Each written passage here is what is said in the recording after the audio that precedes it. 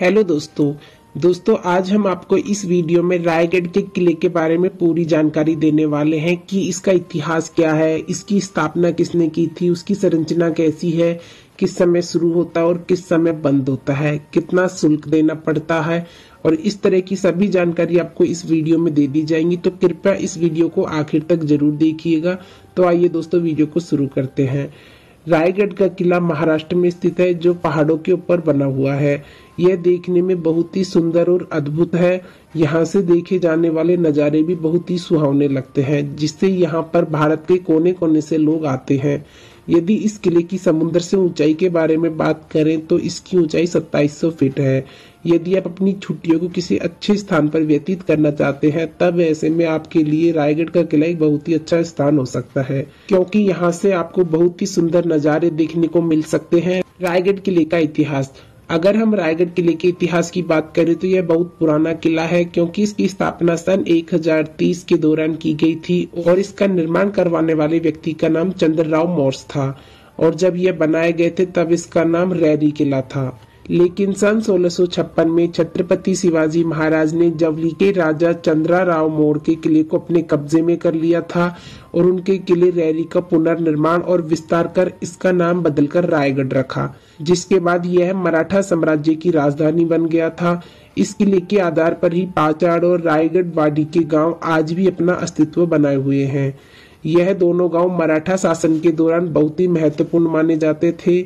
इस किले को राजा चंद्रराव मौर्य ने छीनने के बाद छत्रपति शिवाजी महाराज ने रायगढ़ से 2 मील दूर एक और किला लिंगाना बनाया, जिसे कैदियों को रखने के लिए इस्तेमाल किया जाता था। इस किले को शिवाजी महाराज के बाद कई साम्राज्यों ने अपने कब्जे में ले लिया था और सन 1689 में इस किले पर जुल्फिकार खान ने कब्जा कर लिया और इसका नाम उसने बदलकर इस्लामगढ़ रख दिया और इसके बाद इस पर ब्रिटिश शासकों का राज हुआ। लेकिन वर्तमान समय में यह हर एक पर्यटकों के लिए खोल दिया गया है।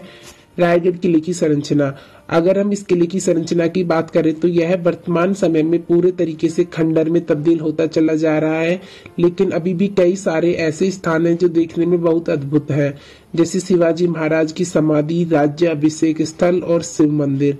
यह अभी भी अच्छी तरीके से आपको देखने मिल जाएंगे। इस किले के अंदर 6 कक्ष हैं। इस किले के मुख्य महल को बनाने के लिए लकड़ी का अधिक इस्तेमाल किया गया है, जहाँ पर हर एक प्रकार की वस्तुओं को बनाने के लिए लकड़ी का इस्तेमाल किया गया है। इस किले का दरबार अब खंडर में तब्दील हो चुका है, लेकिन इसके बावजूद भी यहाँ पर पर्यटकों की लंबी भीड़ लगी रहती है, क्योंकि यह देखने में बहुत अद्भुत लगते हैं। और इस किले की सुंदरता तब बढ़ जाती है जब यहाँ पर आने वाले पर्यटक इस किले से गंगा सागर झील को प्रवाहित होते देखते हैं। यहाँ पर एक बहुत ही प्रसिद्ध दीवार मौजूद है, जिसको हिरनी बुर्ज या हिरकणी वस्ती स्वरूप माना जाता है। इस किले के मध्य एक मेन दरवाजा है, जहाँ से ही महिलाएं आया जाया करती थी। इस स्थान पर एक तकमील मौजूद है, जहाँ पर राजा द्वारा बनाए गए सभी बंदियों को मृत्युदंड दिया जाता था। रायगढ़ किले के रोचक तथ्य, भारत के सबसे प्रसिद्ध और ऐतिहासिक किलों में से एक रायगढ़ किले का सर्वप्रथम निर्माण वर्ष 1030 ईस्वी में मौर्य राजा चंद्रराव मौर्य द्वारा करवाया गया था। राजा चंद्रराव मौर्य की मृत्यु के उपरांत यहाँ पर कमजोर शासकों का शासन शुरू हो गया था, जिसके परिणाम स्वरूप वर्ष 1656 ईस्वी के आसपास मराठा साम्राज्य के राजा शिवाजी महाराज ने इस किले को अपने अधीन कर लिया। कुछ वर्षों के लिए इसे अपना निवास स्थान बना लिया था। शिवाजी महाराज ने कुछ समय बाद इसमें कुछ सुधार और इसका पुनर्निर्माण करवाया था, जिसके बाद इसका नाम बदलकर रायगढ़ रख दिया गया था। वह इस किले में इतने भावनात्मक रूप से जुड़े हुए थे कि उन्होंने वर्ष 1674 में इसे अपने राज्य की राजधानी तक बना दिया था। वर्ष 1689 में इस किले पर प्रसिद्ध मुगल साम्राज्य के क्षेत्रीय कर्मचारी जुल्फकार खान ने अपना आधिपत्य स्थापित कर यहाँ से मराठाओं को उखाड़ फेंका और इसका नाम बदलकर इस्लामगढ़ रख दिया था।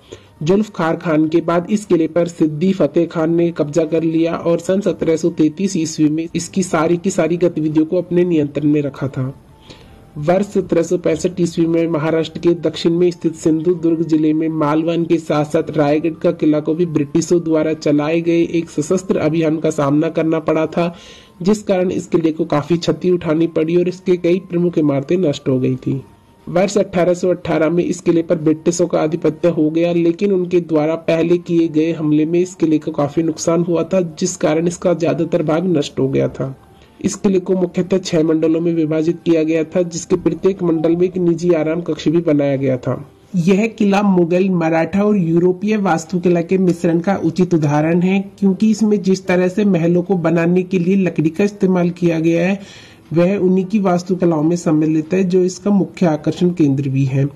इस किले के किनारे से गंगा सागर नामक एक प्रसिद्ध झील भी बहती है, जो कि मनमुग्ध कर देने वाला दृश्य प्रस्तुत करती है। ऐसा माना जाता है कि इस झील के कारण ही इस किले के आसपास की मृदा उतनी उपजाऊ थी कि वहां वर्ष भर विभिन्न प्रकार की खेती एक साथ की जाती थी। यह किला भारत के सबसे अद्भुत और ऊंचे किलों में से एक है, जो लगभग 1356 मीटर की ऊंचाई पर स्थित है। इस किले में एक विशेष प्रकार का बाजार भी मौजूद है, जहां से पर्यटक अपनी आवश्यकताओं की वस्तुएं आसानी से खरीद सकते हैं। विश्व भर में प्रसिद्ध इस किले में प्रवेश करने के लिए आपको लगभग 1737 सीढ़ियां चढ़नी पड़ेंगी। यह किला ट्रैकिंग के शौकीन लोगों को बहुत पसंद आता है, क्योंकि यह ऊंचाई पर स्थित है। इससे यहाँ ट्रैकिंग करना और भी मजेदार हो जाता है। इसकी चढ़ाई रोपवे से बनी हुई है, जो कि पूरी 760 मीटर लंबी है। इस किले का एकमात्र मुख्य मार्ग महादरवाजा से होकर गुजरता है। महादरवाजा के दरवाजे के दोनों किनारे पर 2 विशाल गढ़ हैं, जिनकी ऊंचाई लगभग 65 से 70 फीट है। इस दरवाजे के स्थान से किले का स्थान शीर्ष 600 फीट ऊंचा है। यह किला कब खुलता और कब बंद होता है, इस विषय में जानना बहुत आवश्यक है, इसलिए हम आपको बता दें कि यह किला हर दिन सुबह 8 बजे से लेकर शाम को 6 बजे के मध्य खुलता है, जब कोई भी पर्यटक इसके अंदर आ जा सकता है। रायगढ़ किले के आसपास घूमने योग्य 4 स्थल। यदि कोई व्यक्ति रायगढ़ किला घूमना जाता है तब उसे इन सभी स्थलों पर भी अवश्य जाना चाहिए। टकमक टोक बिंदु, यह स्थान दोषियों को सजा देने के लिए बनाया गया था, जहां से वर्तमान समय में बहुत अच्छे से नजारे देखने को मिलते हैं। यह जितना देखने में सुंदर है उतना खतरनाक भी है, क्योंकि यदि थोड़ी सी भी गलती हो जाए तो आदमी की जान जा सकती है। जीजा माता पैलेस, जीजा माता पैलेस इन शिवाजी की माता को समर्पित है, क्योंकि उनका नाम जीजाबाई था, इसलिए पैलेस का नाम जीजाबाई रखा गया। यह देखने में बहुत ही भव्य और अनोखा था, लेकिन अंग्रेजों द्वारा इसे काफी क्षति पहुंचाई गई। गंगा सागर झील, इस झील को मनुष्य द्वारा बनाकर तैयार कराया गया है, क्योंकि शिवाजी महाराज के समय इसे बनाकर तैयार किया गया था। ऐसा कहा जाता है कि इस नदी में शिवाजी महाराज स्नान किया करते थे, अर्थात उनके स्नान के लिए इसे बनाकर तैयार किया गया था। जगदीश्वर मंदिर, इस मंदिर में भगवान जगदीश्वर जी की प्रतिमा मौजूद है। यहाँ पर उन्हीं की पूजा अर्चना की जाती है और यह छत्रपति शिवाजी महाराज द्वारा बनाकर तैयार करवाया गया था। यह एक हिंदू मंदिर है। यहाँ पर शिवाजी महाराज स्वयं प्रतिदिन जाया करते थे। रायगढ़ किले घूमने का सबसे अच्छा समय, अगर आप यह जानना चाहते हैं कि आपको किस समय इस स्थान पर आना चाहिए, तो हम आपको यह सुझाव देंगे कि आप यहाँ पर शीत ऋतु अर्थात ठंडी के मौसम में आए, क्योंकि ठंड के मौसम में पहाड़ों पर चढ़ने में एक अलग ही अनुभव होता है। तो दोस्तों, यह था रायगढ़ किले से जुड़ा संपूर्ण इतिहास। आपको वीडियो कैसी लगी हमें कमेंट करके बताएं। वीडियो पसंद आए तो लाइक, शेयर एंड सब्सक्राइब करें। थैंक्स।